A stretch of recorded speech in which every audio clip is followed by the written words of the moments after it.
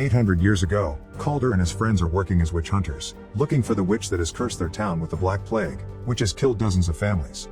When they make it to the center of the forest, they discover the witch queen is behind this and she kills the first soldier by summoning a swarm from his mouth.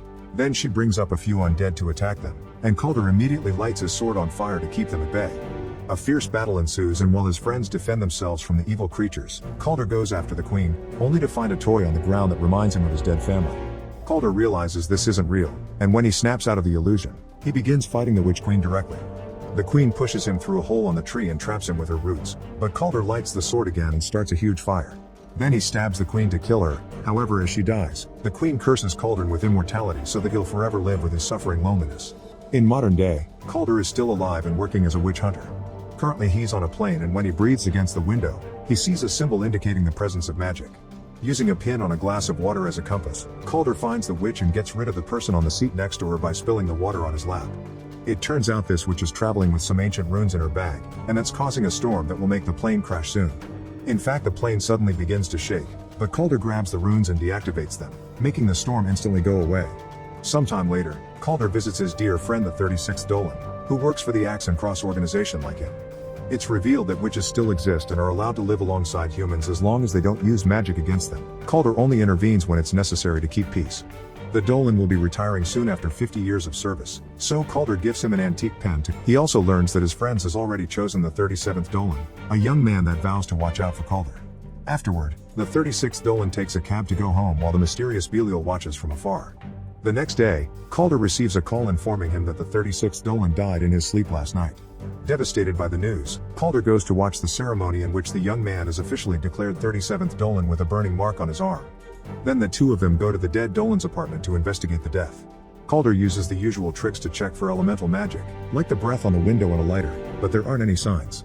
However, when he's about to leave, he finds 3 dead insects and finds it suspicious. He uses a special powder on the floor and reveals a pentagram, which suddenly explodes and makes runes appear on the walls. This confirms the entire room has been cursed with the rare black magic and that his friend was murdered. When looking further, Kaulder discovers the pen is gone. He also finds a book with a bloody fingerprint and begins suspecting the new Dolan, but the guy reveals his burned hands to prove his innocence.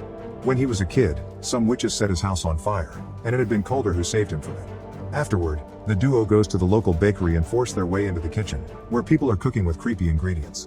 The powerful witch Max is there selling illegal uppers and tries to escape with a cloud of butterflies when he hears them, but Kaulder blocks his way by capturing the butterflies in a jar. Max says he knows nothing about a user of dark magic, but after Kaulder insists with a threatening tone, Max explains he sold a forbidden herb to a stranger.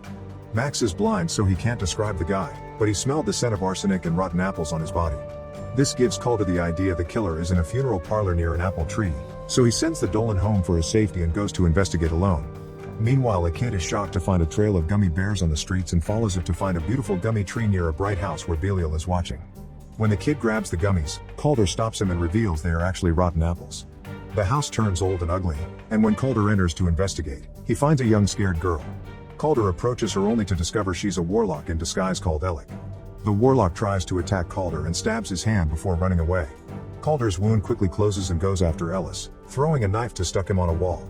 After finding Dolan's gift pen, Kaulder knocks Alec out and takes him to the Council of Witches, where the 37th takes the chance to punch Alec for revenge. The council leader Glazer uses card reading to prove Alec is guilty, and she ignores Kaulder when he says Alec couldn't have been working alone considering the powerful spell he used. Glazer summons a terrifying creature known as the Sentinel and feeds Alec to it without hesitation. Then Kaulder notices a dead insect on Glazer's clothes, giving him an idea. He checks on the 36th Dolan's body and uses a carved candle to prove the presence of magic. Then he checks Dolan's neck and finds another insect that proves he isn't dead. He's actually been cursed by old-school black magic. The only way to get rid of the curse is to kill the warlock that cast it. Since Alec is dead, this proves he was working for someone. Kaulder also notices a cut on Dolan's finger and goes to recheck the book, finding multiple bloody fingerprints left on purpose to form a message. Remember your death. Since Kaulder doesn't remember his early life, he goes to a witch bar for help. His mere presence scares all the witches away except for the owner Chloe, who Kaulder asks for a memory spell.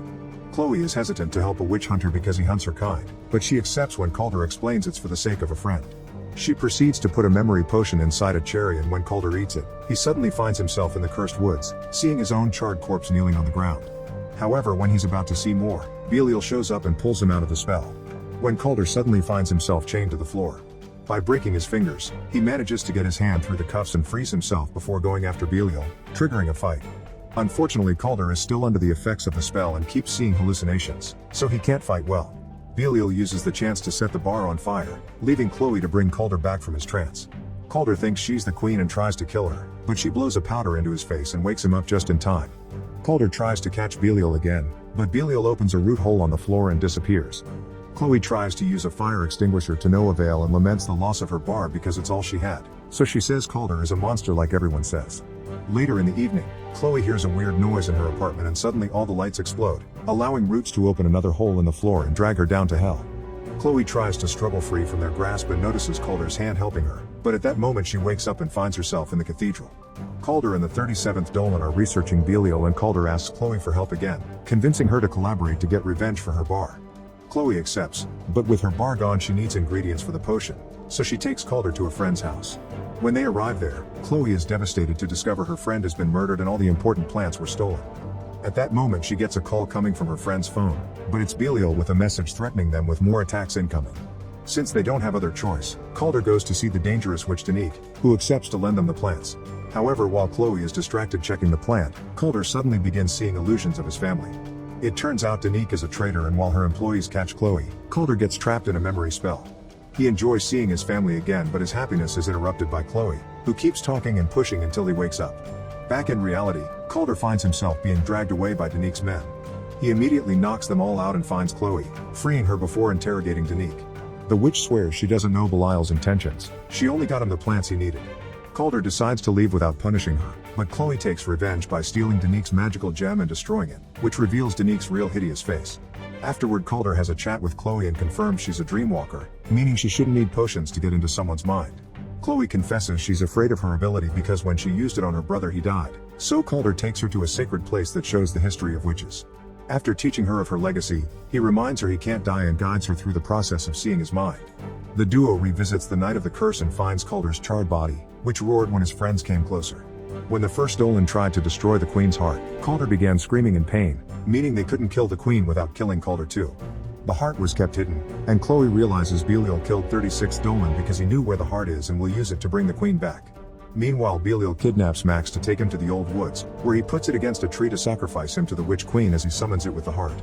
Back to Kaulder, he goes to the cathedral and yells at the 37th Dolan because nobody in the organization ever told him they hid the heart.